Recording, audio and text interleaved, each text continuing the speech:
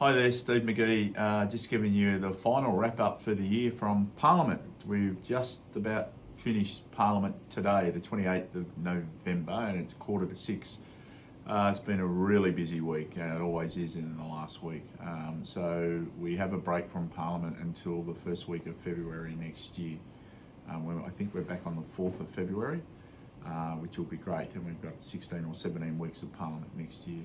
So this week, spoken on two bills, the Justice Legislation Committals bill, and also the fantastic bill today that was debated was the paramedic practitioner, the drugs, poisons, paramedic practitioner bill, which is a bill that there are 30 paramedics that are being trained up, doing their masters over at Monash University to become paramedic practitioners, to respond to people to their homes, be able to provide prescriptions, medicines, administer some different drugs, different levels of treatment. So it is a fantastic concept, and they'll be in action come 2026 when they finish their studies and become qualified.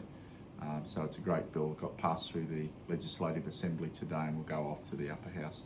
Also did a member's statement about all the good things that are happening in Melton, such as the hospital, the level crossings, the Melton station, the new TAFE college, the two new schools that are going to be built next year, the secondary one at Cobblebank, a primary school at Weirviews, and they're just some of the things that are happening, let alone the independent schools or the Catholic schools with the expansion of those at Melton Christian College, St Francis, St Lawrence at Brindisi. All of them have been given some financial support from the state government to expand or grow their facilities, some of them newer facilities, such as St Francis down at Cobblebank.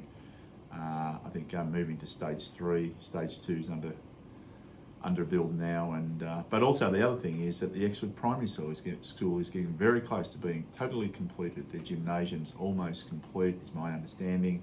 Hopefully we'll see some sort of finalisation of that over the Christmas period, and officially opening that gymnasium sometime early next year. So it'll be great and fantastic for the Exford community and Exford school community. So I thank them and thank Lisa Campo as the principal. Some activities that one this week just had so many activities. There were 16 days of activism in regard to family violence. There was a march last Friday that 8,500 people attended. But 16 days of activism, and again, family violence is one of our worst scourges within our society, and it's got to stop. And we've all got a part to play. So it's important that we deal with family violence and try and eradicate it as much as we possibly can.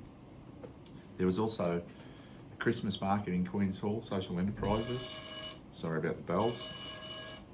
Means our chamber's just finishing. So yeah, the Christmas market was really good. Some great products. You probably can't see it, but it's a drinking bottle from, where's it from? Anyway. Closing the Gap. So Closing the Gaps, fantastic.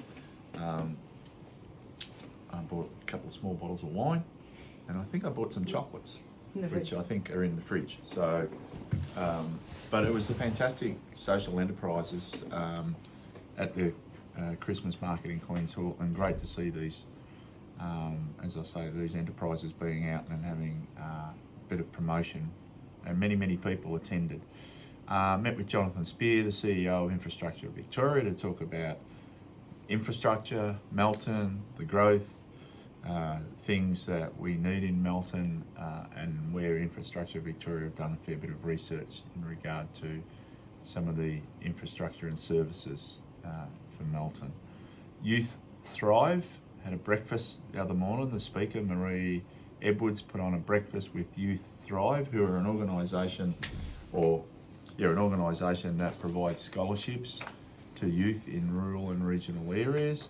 And some of the young ones spoke on, I think it was Wednesday morning.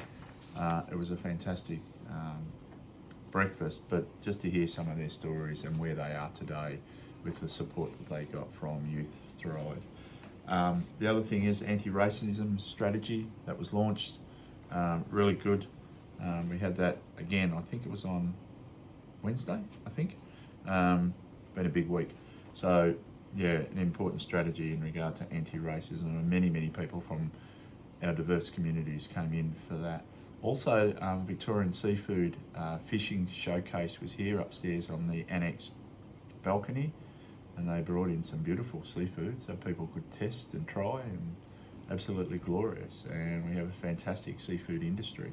So over the summer, get out there and have some seafood, get to the coastal towns and things like that. But we have some great seafood here in Victoria and a great industry, and they've showcased what they do right across Victoria. And finally today, there were two things on today. Oz Music band shirt day, t-shirt day, and I've got the t-shirt. I have no idea who the band was, but I would have used my own t-shirt, which would have had all the Australian bands on it. But anyway, what's their names? Big Cat Band.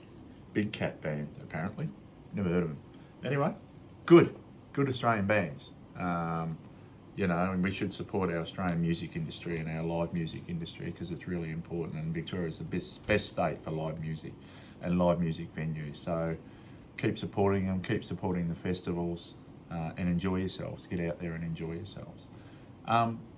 And the last thing was Movember was here today, I think, for finalisation of it for the end of November, but it was Movember. And they raised, I think it was suggested that they raised something like $1.6 million. So there you go, little Mo. Yeah, so they were here today. Fantastic event and contribution by people that firstly donated, but the people that, you know, the men that grew moustaches and were sponsored by people to do so. So Tom Boyd was here, had a moustache, but he was here and spoke about mental health, as he's done in many occasions. He's a very good speaker and a fine young man, and it was good to see them here today. So we've had a lot on. There's been a lot more than that's been on. So that's it from me from Parliament for the year. Thanks for everyone's support. Hopefully it's been informative during the course of the year. Thanks to all my staff. I want to wish everyone a Merry Christmas and a safe and happy New Year. And hopefully you have an enjoyable holidays if you're having holidays with your family. I will put out a separate Christmas message in a week or two's time. But yeah, just from Parliament, thank you, and you'll see us back here next year, as I say, first week of February. Passing a lot, you know, I think we've got 79 bills, 79 pieces of legislation to put through Parliament this year. Next year, we had 74 pieces this year. I think we've passed 52, which is pretty good.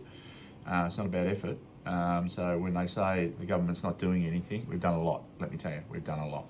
And we've got a lot more to do. 2 years to go before the next state election. Bring it on. It'll be great.